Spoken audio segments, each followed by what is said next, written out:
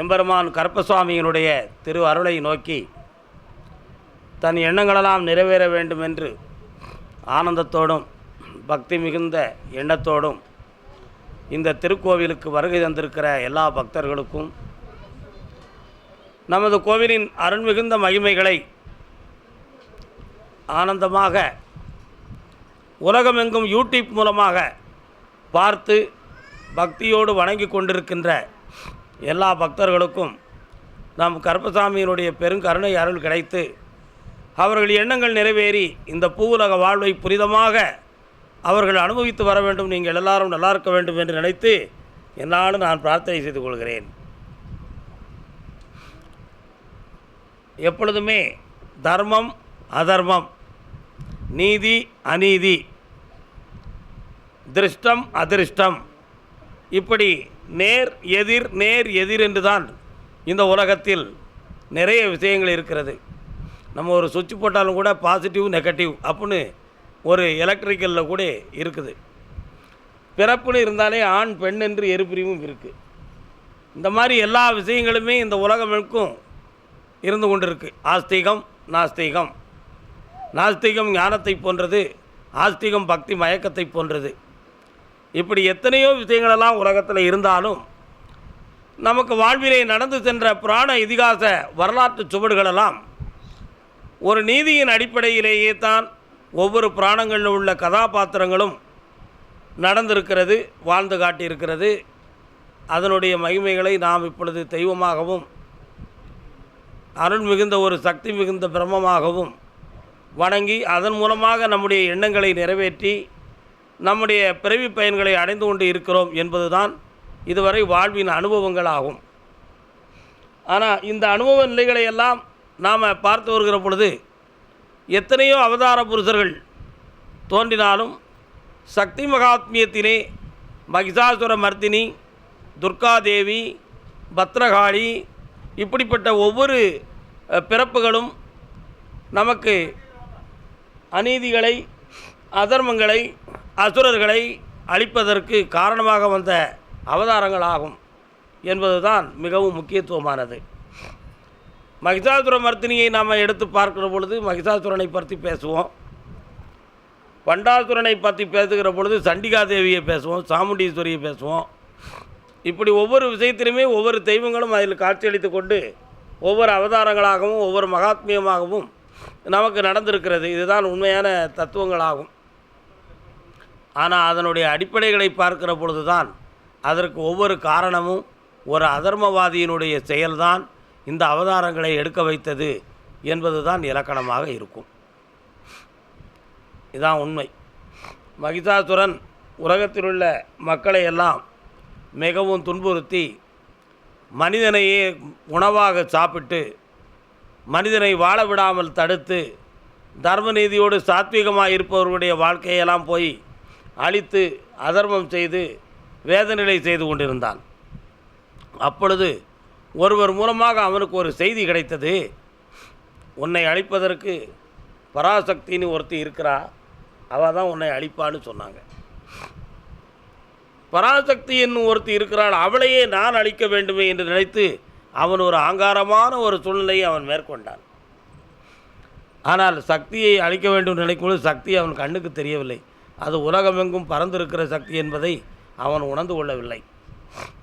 அப்படி இருக்கிற பொழுது சக்தி ஒரு சாதாரண ஒரு வாளை ஒரு குழந்தையை போல காட்சியளித்து ஒரு இடத்திலே அவதாரம் செய்து இருந்தாள்.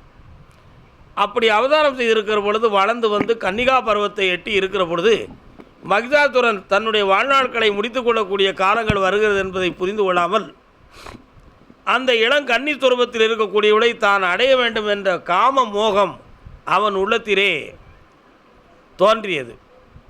சக்தியை போய் இவன் அடைய முடியுமா முடியாதா என்பதை பற்றி அவன் சிந்திக்கவே இல்லை. ஆனால் அவனுடைய எண்ணத்திலே அப்படி ஒரு தோற்றம் தோன்றியது. எப்பொழுதுமே நம் உள்ளத்தில் ஒன்று தோன்றுகிறது என்றால் அது சரியா தவறா என்று மனிதன் உணர்ந்து பார்க்க வேண்டும். அந்த உணர்வுகளை தடுக்கக்கூடியது போதைகளாகும். ஏன்னா அப்படி உணர்ந்து பார்க்க விடாது. அதனால தான் மகிஷாசுரனுக்கு வந்து சோமபானத்தை அண்டா நிறைய வச்சு குடிக்க வைப்பாங்க. அண்டா நிறைய அவன் சோமபானத்துமாகிய மதுவை குடித்தா அவனுக்கு மதி வேலை செய்யுமா? அவனுக்கு அறிவே வேலை செய்யாது. அவன் எதை செய்ய வேண்டும் நினைத்தானோ அந்த நோக்கத்திலே இருப்பான். கடைசியில் ஆண்டவனால் அவன் அழிக்கப்படுதான். இப்படி சோமபானத்தை கொடுத்து அவனுடைய சுகத்தை கொடுத்து அவனை சிந்திக்க விடாமல் ஆக்கி விதி விளையாடி கொண்டு இருக்கிற பொழுது ராஜமூலிகை ஆகிய கஞ்சா போன்ற பொருள்களை கரைத்து புகைத்து கொண்டு இருந்தார்கள். அதில் மகிஷாசுரன் தான் அதை முதல்ல செஞ்சான். சாம்பிராணி புகையை போட்டு பக்தர்கள் கும்பிடுவான். இவன் கஞ்சா வகசைக்கு தீயில போட்டு அந்த புகையை புகைத்துக்கிட்டு இருந்தான். அந்த புகை அவனுடைய மதியை திசை திருப்பாமல் அவன் என்ன நினைக்கானோ அதே எண்ணத்தை அவனை கொண்டு போச்சே தவிர அவனை சரியாக சிந்திக்க விடாமல், அவனை நேர்வழியில் போக விடாமல் அதை தடுத்து நிறுத்தியது. இதனுடைய அடிப்படையில் தான் நம்முடைய முன்னோர்கள் பெரியோர்களெல்லாம் போதை அருந்தக்கூடாது, போதைப் பொருள்களை தொடக்கூடாது, மனிதனுக்கு சுய அறிவு கெட்டுவிடும், அவனுடைய சிந்தனா சக்திகளில் மாசுபடுத்திவிடும், நல்ல அறிவுடையவனாக இருக்க மாட்டான், ஆகையினால் போதையை தடுக்க வேண்டும் என்று சொல்லி நம்முடைய முன்னோர்களெல்லாம் அதை தடுத்து நிறுத்தினார்கள். இன்றும் கூட சட்டங்கள் போதை தடுப்பு என்பதை வைத்திருக்கிறது. நான் அதை படித்திருக்கிறேன்.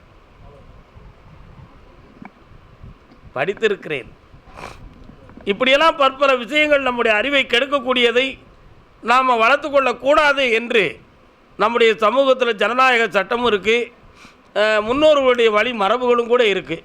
அப்படி இருந்தும் அதை மீறி ஒரு மனிதன் அதை செய்கிறான் என்றால் அவனுடைய விதி சரியில்லை என்று புரிந்து கொள்ளக்கூடிய இலக்கணம் அங்கே தான் இருக்கிறது. ஏன்னா அதுதான உண்மை. இப்படியெல்லாம் பற்பல விஷயங்கள் இருக்கும் பொழுது கஞ்சாவை கசக்கி கடினமான நெருப்பிலை போட்டு புகைத்து கொண்டு சோமவானத்தை அடித்து கொண்டு எப்படியாவது அந்த சக்தி என்னும் கன்னிகா தேவியை தான் அடைந்துவிட வேண்டும் என்ற ஒரே முரட்டு எண்ணத்தில் அவன் உள்ளத்தை வைத்திருந்தான். அப்படி அந்த உள்ளத்தை வைத்திருக்கிற பொழுது நடந்த சம்பவம் என்னவென்றால், ஒருவன் கூறினான், சக்தி சிவனுக்காக பிறந்தவள், வேறு யாரும் அவள் பக்கத்திலே நெருங்க முடியாது என்ற ஒரு பெரிய ஒரு தத்துவமான வார்த்தை உண்மையை மகிஷாசுரனிடம் உரைத்தார்கள். அவன் உடனே பார்த்தான், சிவனைப் போலவே நம்ம உருவத்தை மாற்றிக்கொண்டு அவளை அடைந்து விடலாம் என்று நினைத்து சிவனைப் போலவே சடைமுடி தரித்து பாம்பு வைத்து சூலம் வைத்து தன் உருவத்தை மாற்றிக்கொண்டு சக்தியின் பக்கத்தில் போனான். யார்? மகிஷாசுரன்.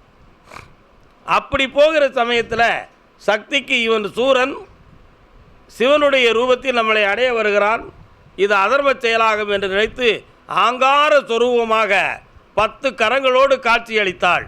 10 கரத்தை உடைய காளிக்கு பேர் தான் பத்திரகாளி, 10 கர காளி. அதை நம்ம மக்கள் சொல்ல தெரியாமல் பத்திரகாளின்னு எப்படி சொல்லுவாங்க. 10 கரங்களோடு கொடு வாளோடும் கோப கனலோடும் நீட்ட நாக்கோடும் கொடிய விழிகளோடும் காட்சியளித்து நின்றாள். காட்சியளித்த உடனேயே அவனுடைய சொருவம் அப்படி சுருங்கிடுது. அவனை காலில் போட்டு மிதித்து அவனை வதம் செய்தாள். யாரா? மகிஷாசுரனை. கடைசியில் அதுதான் ஒவ்வொரு காளியம்மன் படத்துலையும் பார்த்தீங்களா, சிவனை மிதித்து கொண்டு இருக்கிறது மாதிரி ஓவியத்தில் இருக்கும். நீங்கள்லாம் நினச்சிருப்பீங்க அது சிவபெருமான் தான் நினச்சிருப்பீங்க. ஆனால் உண்மை அப்படி கிடையாது.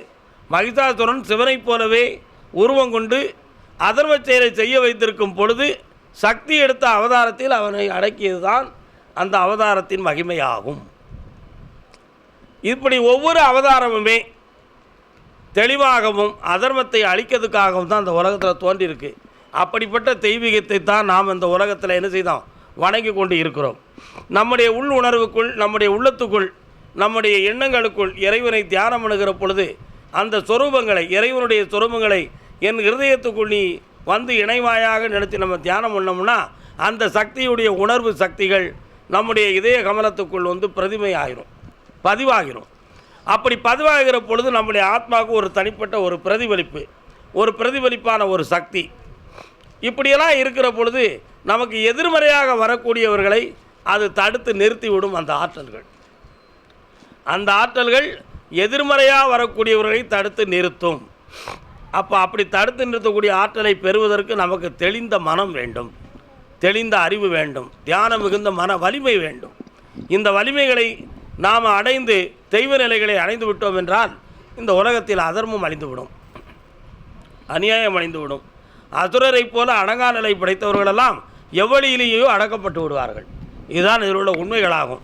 ஆகையினால் மாசில்லாத மனதோடு இறை சக்தியை தன் ஹிருதயத்துக்குள்ளே கொண்டு நிறுத்தி அதர்மத்தை தானாக அழிந்து போகுமாறு தியானம் செய்து என்னாலும் எல்லோரும் வெற்றியடைந்து வெல்லுவோம், வாழ்வோம் என்று சொல்லி அருள்வாக்கை தொடங்குவோம். வாழ்க, வணக்கம்.